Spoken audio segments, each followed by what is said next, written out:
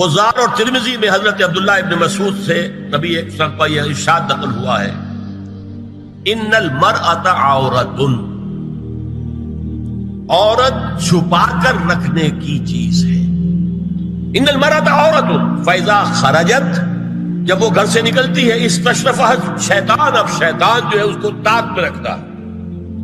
واقرب ما تکون بروحة ربها وهي في قعر بیتها، وہ اپنے رب کی رحمت سے قریب ترین ہوتی ہے جبکہ اپنے گھر کے بھی کسی اندرونی حصے۔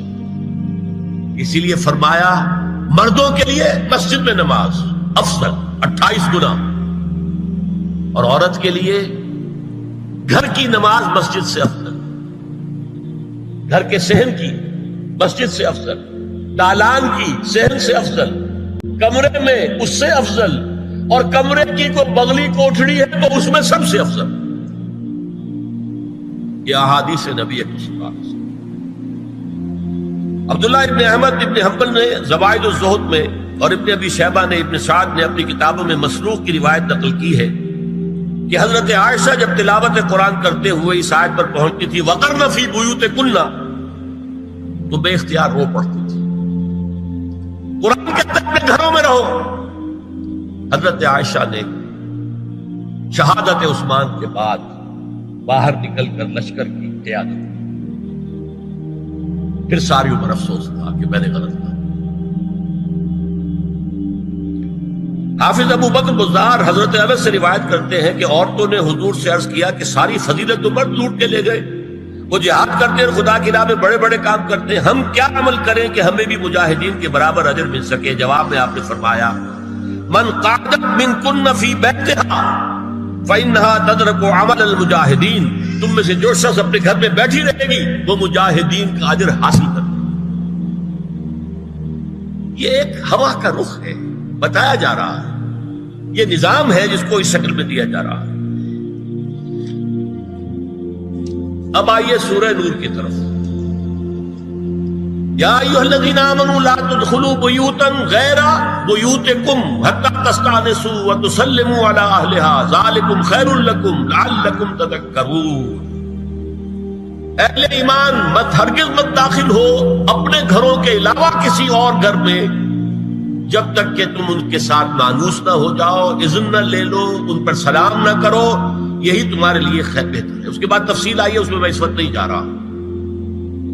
اور جو لوگ اس پر عمل نہیں کرتے ان کے بارے میں قرآن مجید کیا کچھ، حضور کیا کچھ فرما رہے ہیں یہ آپ سن لیجیے، بہت سخت احکام۔ عن ابی ہریرہ رضی اللہ عنہ ان رسول اللہ صلی اللہ علیہ وسلم قال لو ان امرا اطلع علیک بغیر اذن فخذفته بحصاة ففقعت عینہ ما کان علیک من جناح، متفق علیہ، بخاری اور مسلم دونوں کی۔ اگر کوئی شخص تمہارے گھر میں بغیر اجازت کے داخل ہو جائے اور تم اس کی سزا کے طور پر اس پر کنکریاں پھینکو اور اس کی آنکھ پھوٹ جائے کنکری سے تو تم پر کوئی گناہ نہیں۔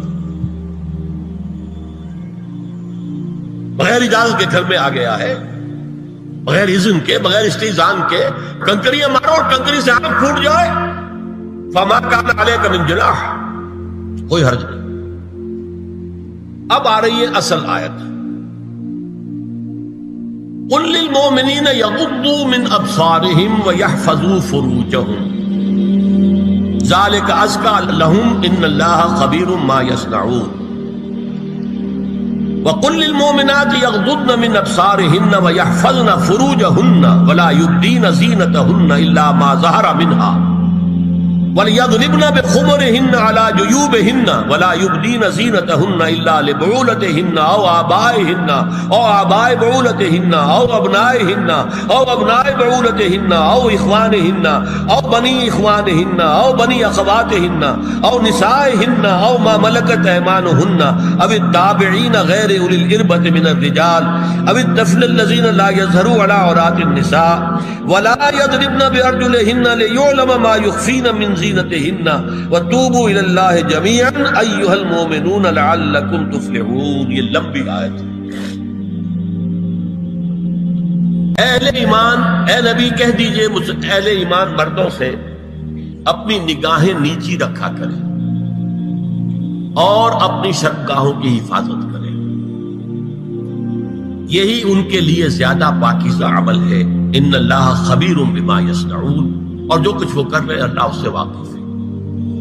وَقُلْ لِلْمُؤْمِنَاتِ يَغْضُضْنَ مِنْ أَبْصَارِهِنَّ، اور مومن عورتوں سے بھی کہہ دیجئے کہ وہ اپنی نگاہیں جو ہے نیچی رکھا کریں، وَيَحْفَظْنَ فُرُوجَهُنَّ، اپنی شرمگاہوں کی حفاظت کریں، وَلَا يُبْدِينَ زِينَتَهُنَّ إِلَّا مَا ظَهَرَ مِنْهَا، اور اپنی زینت کو ظاہر نہ کیا کریں سوائے اس کے کہ جو بالکل ظاہر ہو جائے۔ قُلْ لِلْمُؤْمِنِينَ يَغُضُّوا مِنْ أَبْصَارِهِمْ وَيَحْفَظُوا فُرُوجَهُمْ ذَلِكَ أَزْكَىٰ لَهُمْ إِنَّ اللَّهَ خَبِيرٌ بِمَا يَصْنَعُونَ۔ نوٹ کر لیجئے کہ یہ کہاں ہو رہا ہے؟ گھر میں داخلے کے بعد، گھر میں داخلہ اجازت سے، اور داخلہ ہوگا صرف محرموں کا، گھر کے اندر جو ہے وہ نامحرم تو نہیں آئے گا، یہ میں آگے بیان کر رہا ہوں۔ وَقُلْ لِلْمُؤْمِنَاتِ يَغْضُضْنَ مِنْ أَبْصَارِهِنَّ وَيَحْفَظْنَ مِنْ فُرُوجِهِنَّ، اور کہہ دیجئے مومن عورتوں سے بھی کہ وہ بھی اپنی نگاہیں جھکا کر رکھیں اور اپنی شرمگاہوں کی حفاظت کریں۔ وَلَا يُبْدِينَ زِينَتَهُنَّ إِلَّا مَا ظَهَرَ مِنْهَا، محرموں سے پردہ کیا ہے؟ محرموں سے، اس کا نام ستر ہے۔ عورت کا پورا جسم ستر ہے سوائے چہرے کی ٹکیا اور یہ ہاتھ اور یہ پاؤں، بس۔ کیا مطلب ہے؟ بھائی بھی نہیں دیکھ سکتا بہن کے جسم کا کوئی اور حصہ، باپ بھی نہیں دیکھ سکتا بیٹی کے جسم کا کوئی حصہ، یہ ستر ہے، ستر، ستر محرموں سے پردہ ہے۔ وَلْيَضْرِبْنَ بِخُمُرِهِنَّ عَلَىٰ جُيُوبِهِنَّ، یہ بھی گھر کے اندر کی بات ہو رہی ہے، کیونکہ میں پہلے بتا چکا ہوں جلباب ہوتا تھا جب گھر سے باہر نکلتی تھی عورت، تو وہ اپنی چادر لپیٹتی تھی، اپنے چہرہ نہیں ڈھانپتی تھی، صرف چہرے کا حکم دیا گیا اس کے ضمن میں۔ وہ سورہ احزاب کی آیت ہے، وہ رہ گئی، وہ میں بیان کروں گا۔ اور خمار اوڑھنی ہوتی تھی جو گھر میں اوڑھتی تھی، گھر میں ظاہر بات ہے کہ جلباب تو نہیں لیا جا سکتا، آخر گھر کا کام کاج کرنا ہے، ہلکی سی اوڑھنی وہ گھر میں، لیکن فرمایا وَلْيَضْرِبْنَ بِخُمُرِهِنَّ عَلَىٰ جُيُوبِهِنَّ، اور انہیں چاہیے کہ اپنی اوڑھیوں کے، بکل اوڑھنیوں کے اپنے سینوں کے اوپر، گریبانوں کے اوپر بھی مار لیا کریں۔ اب اس کے بعد فرمایا وَلَا يُبْدِينَ زِينَتَهُنَّ إِلَّا لِبُعُولَتِهِنَّ، اب یہاں یہ زینت کا لفظ آ رہا ہے چہرے کے، اور چہرے ہی میں کچھ سنگھار بھی ہوتا ہے۔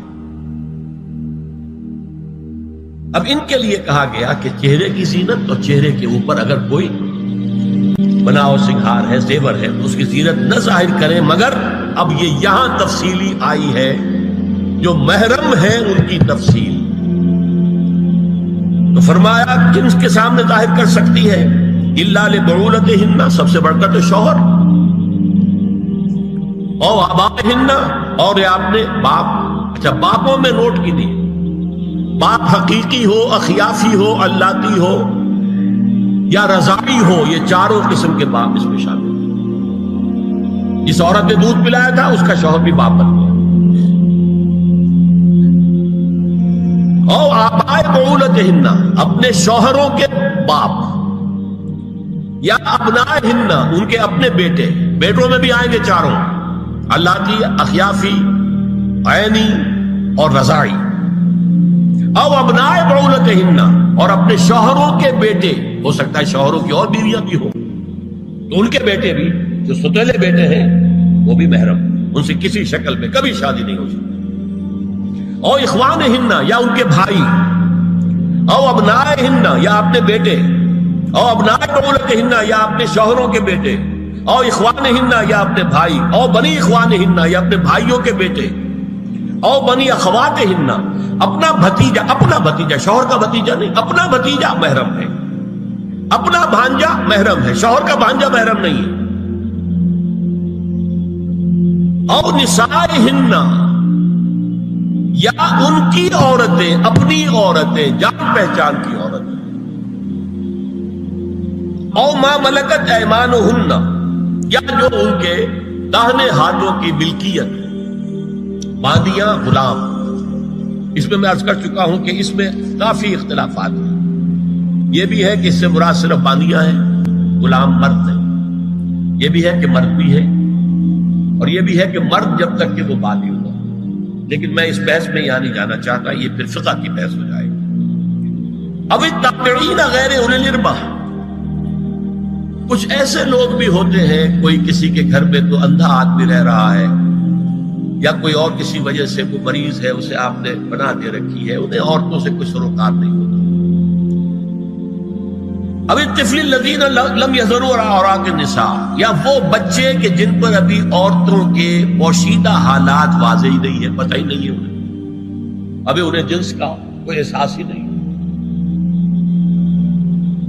یہ ہے فہرست جو دی گئی ہے کہ جن کے سامنے عورت کھلے چہرے کے ساتھ اور اپنی جو اضافی زینت بھی ہو، کوئی زیور وغیرہ یا کوئی بھی سرما وغیرہ ڈالا ہوا ہے یا کوئی سرخی کو لگائی ہے معمولی سی، اس کے ساتھ آ سکتی ہے، اور یہ وہ رشتے ہیں کہ جن سے کسی حالت میں بھی نکاح نہیں ہو سکتا۔ آگے سنیے، وَلَا يَضْرِبْنَ بِأَرْجُلِهِنَّ لِيُعْلَمَ مَا يُخْفِينَ مِنْ زِينَتِهِنَّ، اور چلتے ہوئے اپنے پاؤں زور سے نہ مارے کہ ان کی زینت ظاہر ہو جائے۔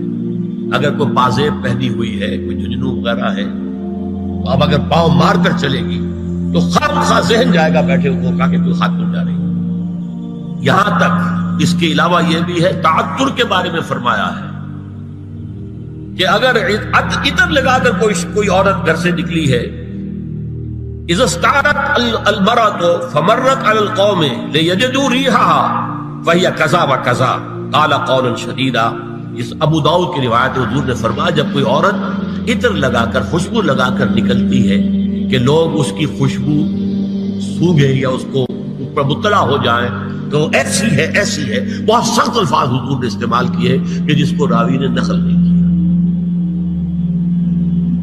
عورت کے لیے خوشبو، عورت کی آواز کا پردہ ہے۔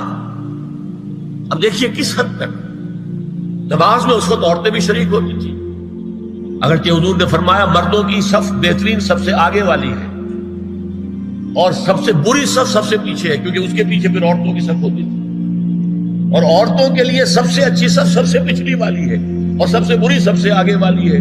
سب سے آگے والوں کے سامنے پھر مرد ہوتے تھے، ان کی پشت ہوتی تھی۔ تو اسی طریقے سے اگر غلطی کی ہے تو مرد جو ہے کہے گا سبحان اللہ، امام سے غلطی ہو گئی ہے، مرد کیا کہے گا؟ سبحان اللہ۔ عورت کیا کرے گی؟ اپنے ایک ہاتھ کے پشت پر اپنا ہاتھ مارے گی، اپنی آواز نہیں نکالنی، آواز کا پردہ،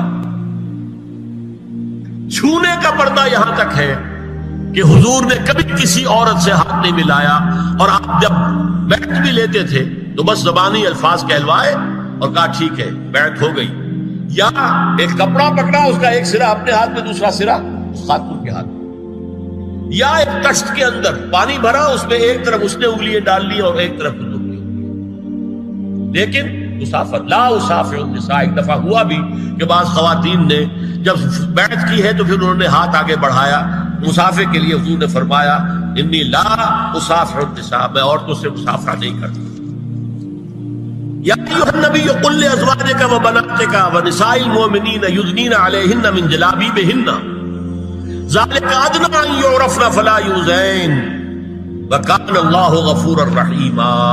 اے نبی صلی اللہ علیہ وسلم کہہ دیجئے اپنی بیٹیوں سے اور اپنی بیویوں سے اور مسلمانوں کی خواتین سے۔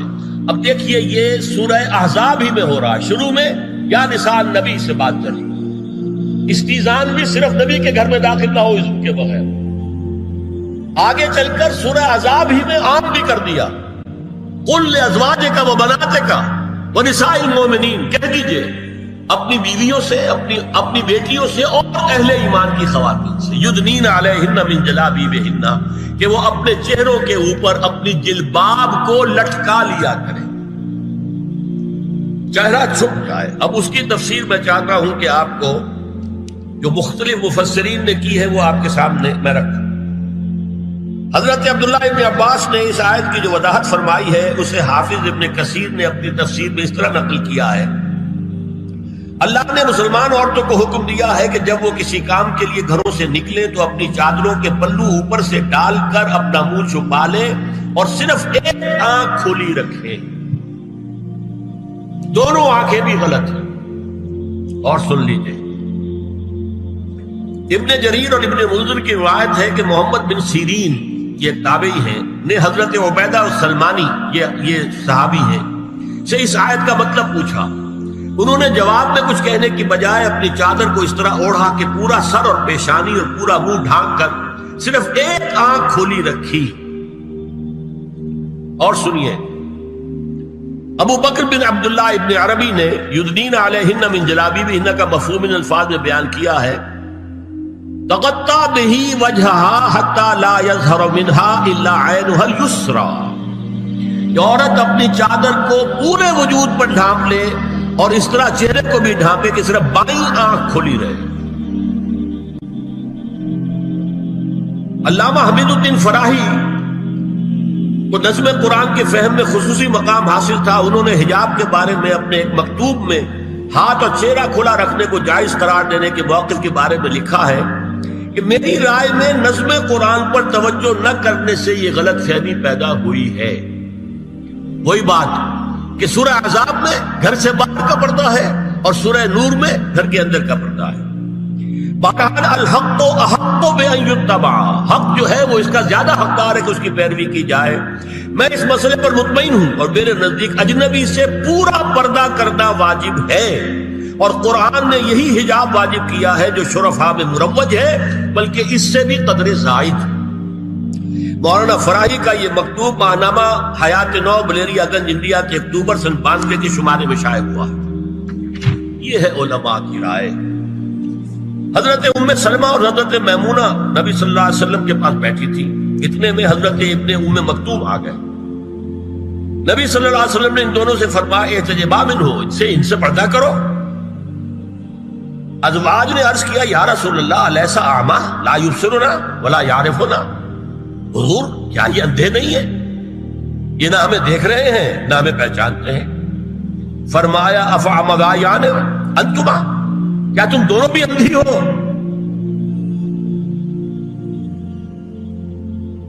الا تبصران ہی، کیا تم نہیں دیکھ رہی ان کو؟ حضرت ام سلمہ تصریح کرتی ہیں ذالک بعد ان امر بالحجاب، یہ جب حجاب کا حکم آ گیا تھا تب حضور نے پھر یہ حکم دیا. اس کی وجہ کیا تھی؟ حضرت عبداللہ ابن مکتوم کا گھر میں آنا جانا تھا. تو اگرچہ اندھے ہیں لیکن یہ کہ یہ بار بار کا آنا جانا اس سے فتنے کا ایک دروازہ کھل سکتا. اس دروازے کو بند کر دیا گیا. حضرت عائشہ کے پاس ایک نابینا آیا تو انہوں نے اس سے پردہ کیا. کہا گیا کہ آپ اس سے پردہ کیوں کرتی ہیں، یہ تو آپ کو نہیں دیکھ سکتا.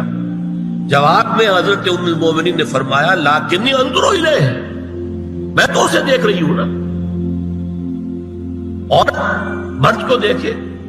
البتہ یہ کہ عام حالات میں آپ بازار میں چل رہے ہیں، عورت جا رہی ہے، کوئی شوق باہر نکلنا پڑا ہے، تو اس حالت میں اگر وہ مرد کو دیکھتی ہے تو اس میں در حقیقت وہ فتنہ نہیں ہے کہ جو گھر میں آنے جانے والے لوگ. اب ایک آخری مسئلہ ہے. 2 حدیثیں ایسی ہیں جو میری گفتگو کے خلاف جاتی ہیں اور میں دیانت کا تقاضا سمجھتا ہوں کہ وہ بھی آپ کے سامنے بیان کروں. حضور کے بارے میں یہ معلوم ہے کہ 2 خواتین جو ویسے نامحرم تھیں وہ ان کے سامنے آتی رہی اور آپ ان سے ملتے رہے.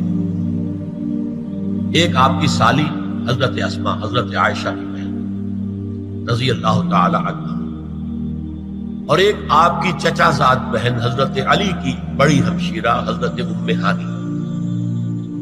یہ میں حدیث آپ کو سنا رہا ہوں. بکثرت احادیث سے ثابت ہے کہ حضرت اسماء بنت ابی بکر آپ کے سامنے ہوتی تھی اور آخر وقت تک آپ کے اور ان کے درمیان چہرے اور ہاتھوں کی حد تک کوئی پردہ نہ تھا. حجۃ الوداع نبی صلی اللہ علیہ وسلم کی وفات سے صرف چند مہینے پہلے کا واقعہ ہے اور اس وقت تک بھی یہی حالت قائم رہی. یہ ابو داؤد کتاب الحج. دوسری روایت حضرت ام ہانی رضی اللہ تعالی عنہا جو ابو طالب کی صاحبزادی اور نبی صلی اللہ علیہ وسلم کی چچا بہن تھی، آخری وقت تک حضور کے سامنے ہوتی رہی اور کم از کم منہ اور چہرے کا پردہ انہوں نے آپ سے کبھی نہیں کیا.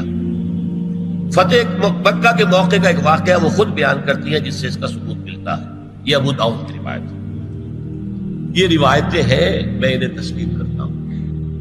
اور میں نے اب جو کچھ بیان کیا ہے اس سے یہ ایک بالکل برعکس بات سامنے لا رہی ہے۔ اب یہ ہے کہ یا تو ہم ان دو حدیثوں کو اصل مان کر باقی ساری حدیثیں جو ہیں ان کو ختم کریں۔ میں تو آپ کو سنا نہیں سکا، میرے پاس تو بہت زیادہ حدیثوں کا مواد تھا۔ چہرے کے پردے کے لیے حدیثیں جو ہے، استیزان کے لیے کتنی حدیثیں ہیں، چہرے کے پردے کے بارے میں بہت زیادہ حدیثیں ہیں۔ حضرت ام خلاد ایک خاتون تھی، ان کا بیٹا ایک غزوے میں شہید ہو گیا، وہ اس کے بارے میں کچھ پوچھنے کے لیے حضور کے پاس آئی، صحابہ بیٹھے ہوئے تھے، انہوں نے نقاب ڈالا ہوا تھا، منتقبۃ، نقاب کا لفظ بھی حدیث میں موجود ہے۔ اور یہ لوگ کہتے ہیں نقاب تو جو ہے یہ بعد کی پیداوار ہے، یہ لفظ کوئی ہے ہی نہیں۔ حجاب کا لفظ قرآن میں ہے، جلباب کا لفظ قرآن میں ہے، خمار کا ذکر قرآن میں ہے، اور یہ منتقبۃ نقاب ڈالی۔ لوگوں نے کہا عجیب عورت ہے یہ، اس کا بچہ شہید ہو گیا ہے، مطلب یہ کہ سخت صدمے کی کیفیت، اور یہ اس وقت بھی اس نے نقاب ڈالی ہوئی ہے۔ تو انہوں نے جواب دیا ان ارزو ابنی لا ارزو حیائی، میں نے بیٹا کھویا ہے، اپنی حیا نہیں کھوئی ہے۔